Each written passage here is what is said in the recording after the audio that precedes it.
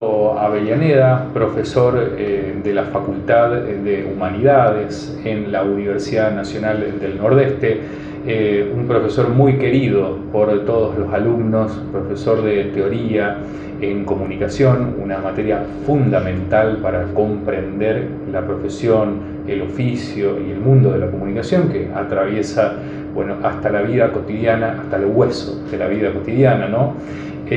Hoy nos visita en La Voz del Chaco. Es un honor recibirlo, también doctor en ciencias políticas. Lo quisiera después citar para otras notas que podemos tener de reflexión sobre el escenario político. Sin embargo, hoy un motivo muy especial, ¿no? Presentó su candidatura para ser decano de la Facultad de Humanidades, una facultad que lo quiere muchísimo.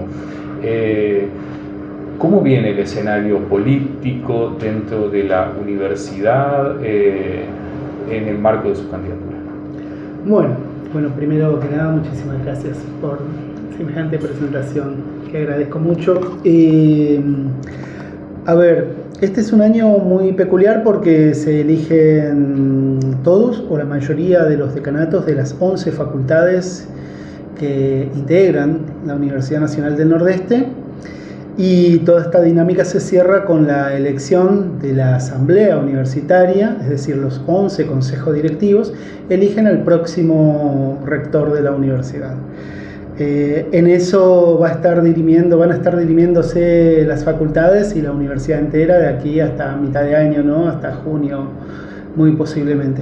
En el marco de este contexto, en la Facultad de Humanidades, el lunes 20 de abril, se efectúa la elección del consejo directivo, una renovación, y ese consejo renovado es el que elige al próximo decano de la facultad el jueves 7 de mayo, ¿no? Quien asumirá, según los plazos que ya están fijados, al día siguiente, ¿no?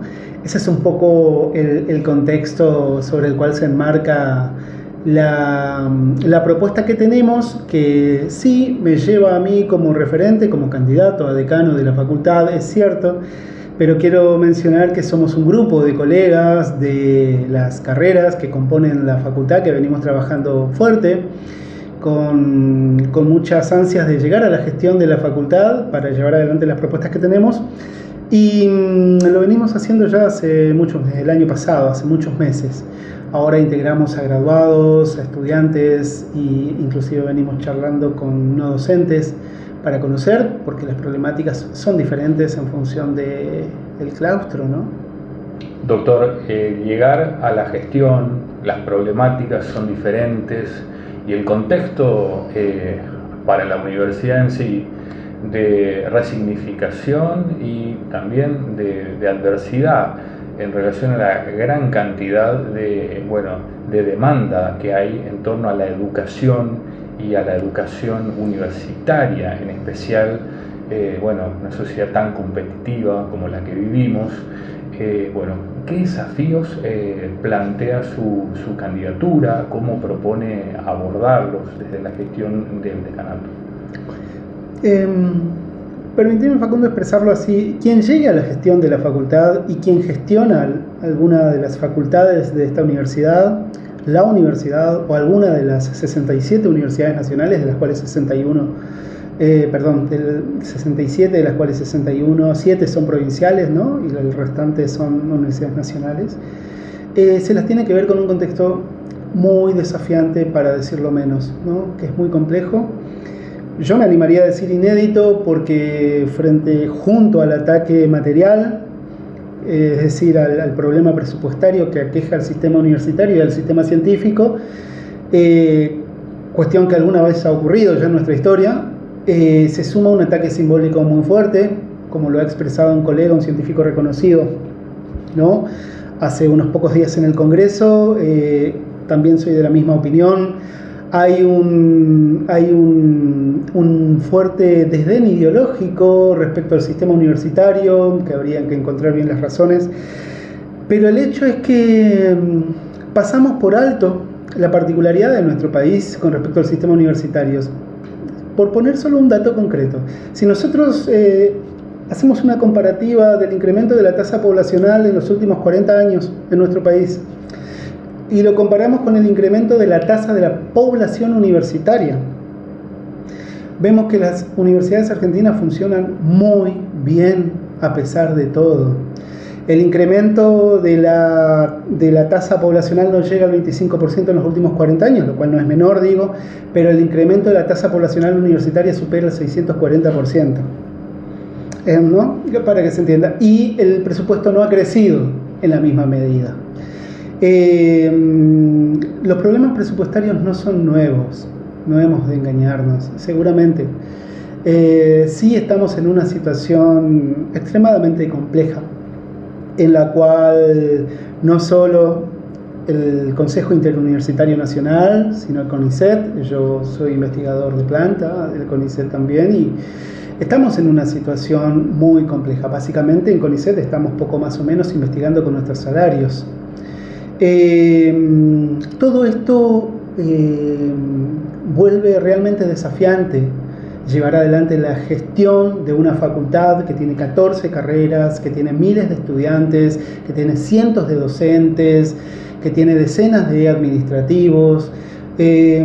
Por eso, si tuviera que resumir en pocas palabras la propuesta de la gestión, yo diría que en este contexto lo que más nos interesa es contener y proteger y ordenar un poco la vida académica y laboral de los colegas en un contexto que entiendo que es de bastante anomia, bastante desafiante. Si nosotros a las incertidumbres que tienen los colegas le sumamos una gestión que produzca más incertidumbre, no va a ser bueno para nadie. Entonces, más allá de las propuestas concretas que tenemos para estudiantes, para docentes, ¿no? Queremos llevar a buen puerto, finalizar con la reforma de los planes de estudio de todas las carreras, por ejemplo, que ese es un desafío enorme, que viene llevándose a cabo con mucho esfuerzo por las anteriores gestiones, es cierto, pero que sin embargo pandemia mediante y otros procesos que tienen que ver con el Estado Nacional ha hecho que la cosa se alargue mucho y necesitamos planes de estudio renovados, actualizados, modernizados, pero también comprometidos con nuestra comunidad. Las dos cosas al mismo tiempo, no queremos menos. Queremos que sean modernizados, que sean modernos, actuales, pero también con compromiso con nuestra comunidad, con lo que pasa acá. Y todo siempre en un marco de acuerdos y consensos, dando previsibilidad y un cierto marco de orden, ¿no? Para el trabajo de nuestros colegas. En las facultades, los decanos, las decanas, no tienen ningún tipo de injerencia en el salario de los colegas. Eso se discute en otros lugares. Pero sí tenemos injerencia en por lo menos hacerle la vida más fácil un miércoles a la mañana cuando van a dar clases, ¿no? Y en muchos aspectos.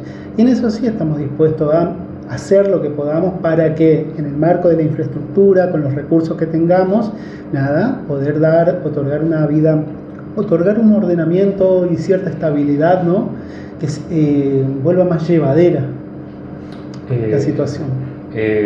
Doctor, me dice contener, proteger y ordenar, tres pilares fundamentales para la propuesta que trata sobre un área, una jurisdicción no menor. A la universidad se la suele llamar la pata nacional. Dentro de las municipalidades, dentro de la provincia, la pata nacional es la universidad.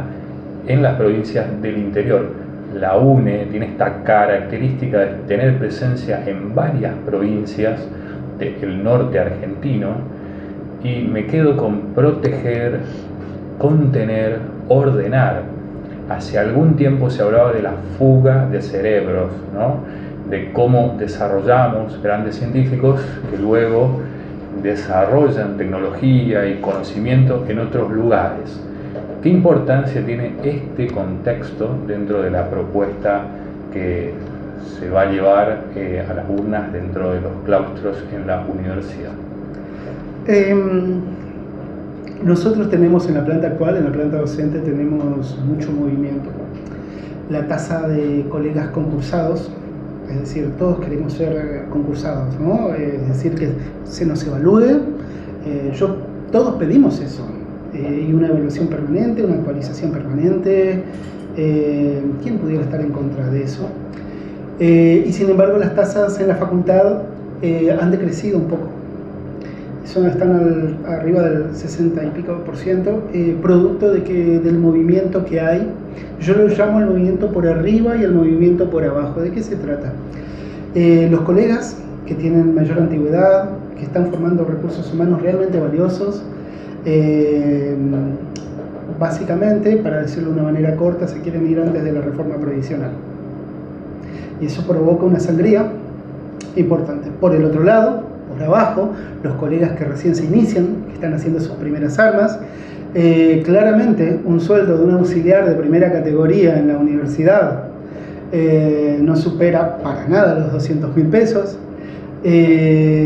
Imagínense que ante una mejor oferta en este contexto, emigran y se van hacia esa mejor oferta, y uno no puede decirles, no tiene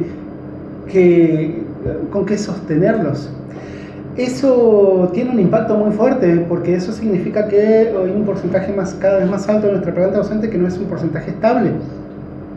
Y eso tiene un impacto en la experiencia pedagógica. La calidad de nuestra universidad, calidad que está fuera de duda a pesar de todas estas circunstancias. Quiero hacer énfasis en esto. Perdemos de vista que si tenemos médicos, arquitectos, ingenieros, si estamos llenos de profesiones, es porque en un 90% la universidad pública funciona, ¿no? A pesar de todo. Pero claramente sí funciona, es porque hay gente muy testaruda, hay gente muy tosuda,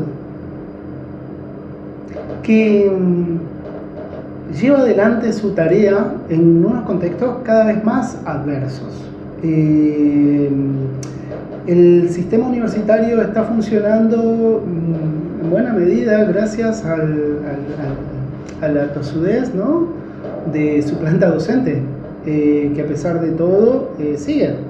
Que a pesar de todo, hoy aquí en el campus universitario las aulas están con docentes que en este momento están dando clases, ¿no? Y nosotros hemos perdido aproximadamente, entre que asume el gobierno actual y hoy, hemos perdido casi 6 salarios, ¿no?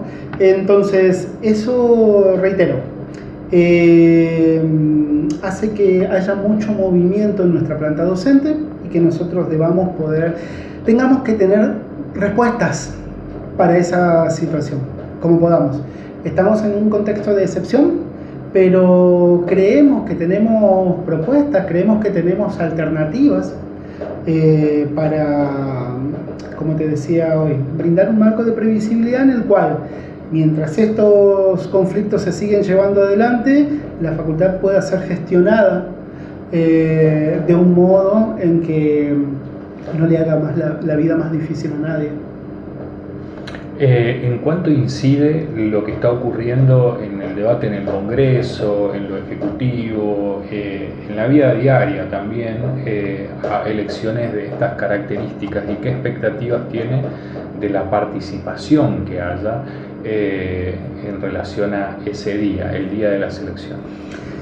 En general, para la audiencia, ¿no?, si no lo conoce, las elecciones en una facultad se cogobierna, es decir, el ejecutivo, por decirlo de alguna manera, está a cargo de un docente, de un profesor, pero el consejo directivo lo integran docentes, no docentes, estudiantes y graduados.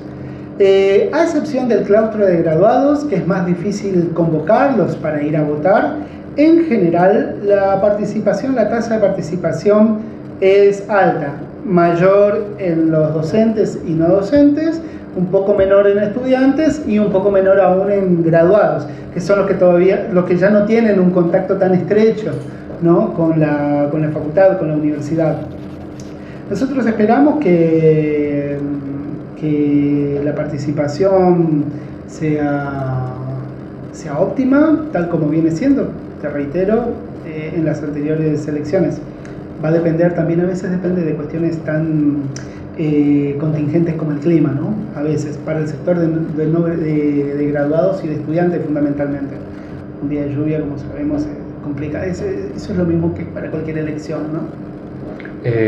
Ahora yendo al tema de propuestas de sí. nuevo, Bueno, me habló de todas las representaciones que hay dentro Sí. del Consejo. Si pudiera sintéticamente esbozar qué propuesta tendría para Perfecto. cada uno, sería Exacto. genial, ¿no? Y una pregunta particular sería algo que caracteriza, como usted bien decía, ¿no? La tosudez del docente, el empeño, el ímpetu que tiene para día a día registrar su clase frente a los alumnos, ya sea en la casa o ya sea dentro de la institución educativa, que se extiende, ¿no?, hasta el hogar en caso del home office, pero ¿cómo desarrollar estas extensiones y contactos que tiene la universidad con profesores que están 6 meses dando clases en la universidad y otros 6 meses investigando, o en labores que están dentro del terreno, siendo parte de la universidad también? Bueno, en cuanto a las propuestas, si me permitís, y trataré de ser sintético, como sabrán, el sistema universitario, en la universidad hay distintos claustros, ¿no? Claustro de graduados, estudiantes, y un poco las propuestas se tienen que ver con el sector, cada uno. En el caso de los estudiantes, una problemática central, por mencionar solo algunas, ¿no?, tiene que ver, una, con el sistema de horarios de cursado. Y eso es realmente desafiante. ¿Por qué? Porque ciertamente los horarios de cursada, fundamentalmente para aquellos estudiantes que están en los últimos niveles, que ya están trabajando, son horarios que no son los más amigables para quienes tienen que estudiar y a la vez trabajar. Pero esto, ¿por qué se complica y se vuelve complejo? Porque el margen de disponibilidad de horarios de una planta docente, que en más de un 85% es planta docente de dedicación simple, es decir, que tiene que rebuscárselas con otros trabajos en el sistema universitario o en el sistema no universitario, también esos márgenes son menores. Entonces, no sé si por un lado tenemos una demanda genuina de reformulación de los horarios de cursada, pero por el otro lado tenemos margen acotados de maniobra para su modificación. Bueno, ese es un desafío, nadie dijo que va a ser fácil, hay que encararlo y hay que darle una solución. Ese es uno de los problemas. El otro problema es la cuestión de la bimodalidad, ¿no? Que es también un tema complejo. ¿Por qué? Porque no hay absolutamente nada centralizado en las facultades de Humanidades y de Ciencias de la Educación del país. Las facultades como la que aspiramos a gestionar en estos próximos 4 años, vienen llevando adelante políticas de virtualización de la enseñanza que son de todo menos homogéneas.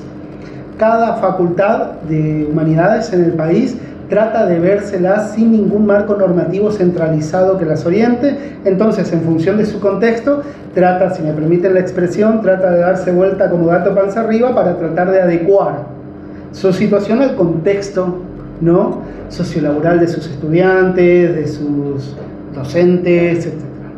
Nosotros acá, en la región que estamos, con los indicadores socioeconómicos que tenemos, sabemos muy bien la región en la que se encuentra la Universidad Nacional del Nordeste, debemos evaluar muy bien qué conviene, qué nos conviene, por un lado sin desechar y sin dejar de lado para nada todas las herramientas que la tecnología nos provee, pero por el otro lado sabiendo muy bien también que en una experiencia pedagógica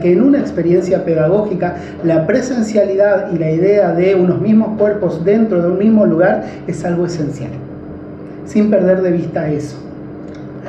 Hemos de trabajar criterios con consensos, con acuerdos, para no ser fundamentalistas de un lado ni del otro, para tratar de dar versatilidad y maniobra a nuestros colegas, pero para tratar también de contener a una buena parte de nuestro estudiantado, que si los dejamos solos y a su suerte, maniobrando un celular que quizás es prestado del hermano, con datos, ni siquiera con plan pago, etcétera, etcétera, la cosa se le complica.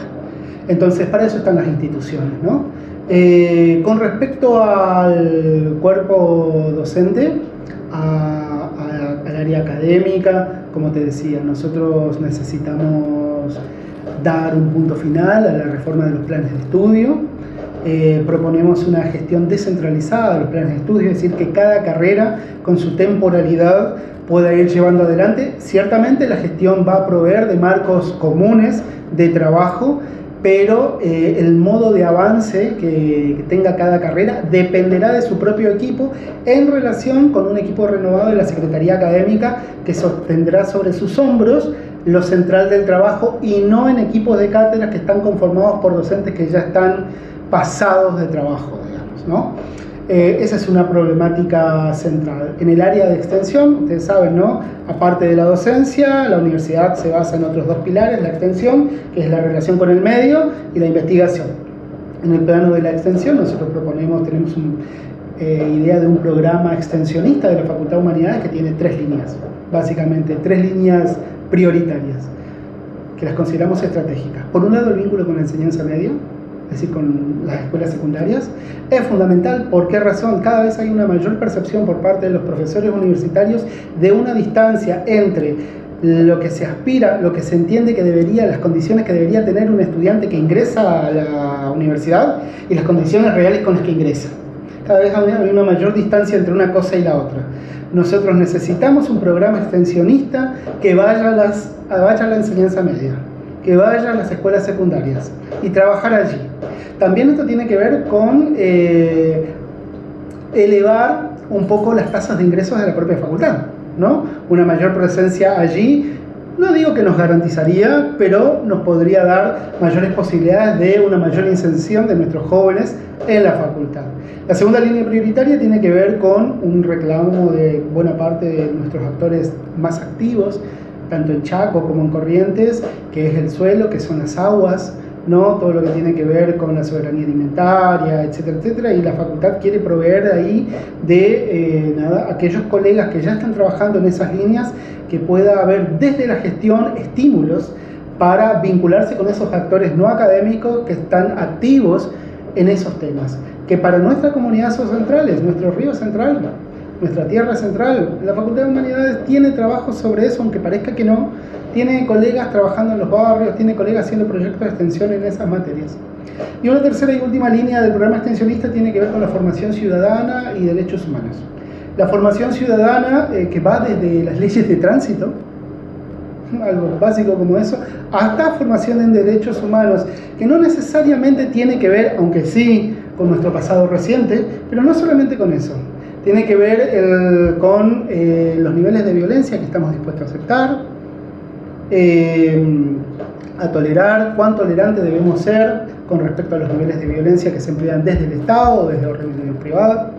Creemos que tenemos buenos colegas trabajando en esas materias hace muchos años y creemos que podemos aportar en articulación con otros actores no académicos. Por último, y para hacerlo breve, con respecto a la investigación, bueno, que es la materia por ahí en la que estoy más cercano,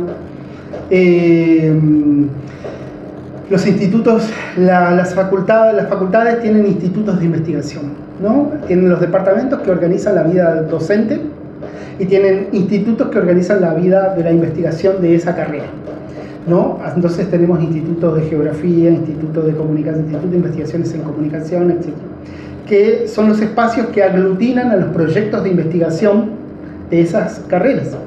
Bueno, nosotros, una de las tantas propuestas por mencionar, es que nos interesa mucho centralizar algunos aspectos, no por el afán de centralizar solamente, sino para quitarles un poco de trabajo, que nos parece que estarían dispuestos a decir, bueno, de esto descargamos en la gestión y nos ocupamos de lo más específico de los contenidos.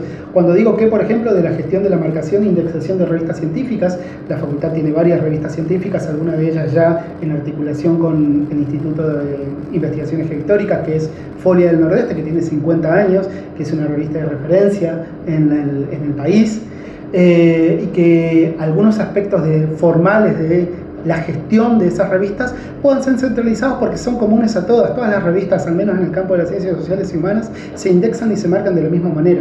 Ahora, no todas las disciplinas generan su mismo campo de relaciones. Los antropólogos, por decirlo algunos, no, los historiadores se relacionan de un modo entre sí, los colegas de ciencias de la educación se relacionan de un modo entre sí, y en eso no nos queremos meter. No, porque eso depende mucho del tipo de densidad de relación de cada carrera. Ahora, en los aspectos que son trascendentes, que son comunes a todas ellas, sí nos interesa decirles que, bueno, aquí la gestión puede aportar para que ustedes descarguen ese trabajo y se ocupen más del contenido específico de cada disciplina. Fortalecer la infraestructura de los institutos de investigación. Eso es fundamental. Cuando me refiero a infraestructura, me refiero a recursos materiales y recursos humanos. Por último, uno podría preguntarse, ok, esta persona viene hablando de que estamos en una situación cuasi de crisis y de excepcionalidad y está planteando cosas que para hacerlas llevan recursos. Entonces, ¿cómo se va a hacer? A mí en lo particular, nosotros somos del campo de las ciencias humanas y sociales, llamados siempre a estar en la calle defendiendo los principios que consideramos justos, ¿no? Y no debemos de claudicar con eso, pero a la hora de gestionar necesitamos tener orden fiscal, orden de caja y transparencia. Una de las propuestas que tiene que ver con eso, que es central, es un arqueo contable anual financiero de la facultad. Pero por el hecho que toda nuestra comunidad necesita, las miles de personas que conforman la comunidad de humanidades tienen todo el derecho a saber cuánto hay, ¿no?, a final de cada año. Y desde ahí poder tener argumentos necesarios como para poder decir de lo que tenemos, lo vamos a emplear en esta y en esta dirección. Ciertamente no todo el mundo va a estar de acuerdo, porque hay falencias, hay carencias y muchas veces una gestión no puede cubrir todo al mismo tiempo. Bueno, ahí estará en cuán capaces seamos nosotros de brindar los argumentos claros y sólidos de por qué los empleamos en tal dirección y no en otra. Eso va a ser un desafío de la gestión. En líneas generales, no fui sintético, pero de esto van más o menos las propuestas. Bueno, yo como última pregunta, doctor, apelo a la tradición. Humanidades es una facultad que está en el corazón del chaqueño, el corazón del resistenciano, formó a muchísimos profesores que dan clases en muchos lugares hoy, que son fundamentales en el sistema educativo en todos sus niveles, en el Chaco, en Corrientes, en distintas partes del país, del mundo, que tuvo grandes nombres: Beirabé, Bardaro, Fraquia, Valesini, Genó, por decir algunos, son muchos. En su momento también fue hogar de la profesora Batedaga, seguramente los recuerda. Usted, decano, en el siglo XXI, ¿no? Con un pensamiento distinto, ¿cómo lo definiría y por qué es importante ir a votar ese día, decidir en estas elecciones para darle una conducción a humanidades? Dos razones se me ocurren rápidamente. La primera, porque hemos de prescindir de muchas cosas, pero no del compromiso ahora, en este contexto. Votar es una de las maneras que tenemos de ser parte de los que después ocurra. Es fundamental para quienes creemos que hay que comprometerse de un modo u otro. Hay distintas formas de comprometerse, ciertamente. Hay algunos que lo hacen de un modo, otros que lo hacen de otro, y está muy bien. El ejercicio de decidir quién debe conducir una institución, un gobierno, ¿no?, es el modo en que uno se hace partícipe, se compromete con el futuro de su comunidad, con el futuro de su facultad, ¿no? Después, lo que elija está muy bien, es agua de otro cantar quizá, pero es fundamental el compromiso de ir a votar. Y por el otro lugar, ¿por qué acercarse y por qué la elección de humanidades es ciertamente importante? Quisiera cerrar con esto, porque ¿cuál es la función de humanidades? ¿Cuál es la función de las ciencias humanas en una sociedad hoy, en el año 2026? La que a mí se me ocurre, la más trascendental, es que estamos en una situación muy compleja, entre otras razones, porque se nos ha explotado en algún momento la capacidad de juicio, es decir, los parámetros para enjuiciar cosas, para valorar, los criterios con los que tenemos para discernir. Eso también no se hace de la noche a la mañana, no es natural. Esos criterios se forman, y no estoy hablando de un contenido ideológico particular, sino la formación del criterio y de la práctica de juzgar lo que ocurre, lo que pasa y lo que nos pasa. Las facultades de humanidades son esenciales para enseñar a nuestros ciudadanos, para formar en nuestros ciudadanos la capacidad crítica de juzgar, ¿no?, de tener criterios factores a la mano para ponderar una situación y valorarla. Y no estoy diciendo valorarla en tal o cual sentido. No me refiero a eso, sino a los criterios en base a los cuales uno valora y enjuicia un hecho. La Facultad de Humanidades, las ciencias humanas, sacan profesores, licenciados, doctores, en diversas disciplinas de las más variadas. Pero junto a todo eso sacan ciudadanos o intentan formar ciudadanos con capacidad de juicio, ¿no? Con formas de valorar lo que pasa y lo que nos pasa. Yo creo que ese es un... permíteme esta expresión tan del siglo XXI, eso es un activo muy importante que tienen las ciencias humanas y sociales, ¿no? Estamos formando profesionales, pero también ciudadanos que aspiramos a que si hay algo de las ciencias humanas que quedaron en ellos después de mucho tiempo haber salido de la facultad, tenga que ver con que aún más allá de todos esos años de distancia, conservan un diferencial respecto a quien no pasó por allí, que es esta capacidad de juicio, capacidad de valorar las cosas, ponderar las cosas de diversos puntos de vista, sopesarlas, tener criterio a la hora de juzgar. Ese es un rol esencial para mí en la Facultad de Humanidades, en nuestras comunidades hoy, acá en Resistencia, en Córdoba, en Budapest, donde sea. Muchísimas gracias, doctor. Muchas gracias por su visita. Gracias.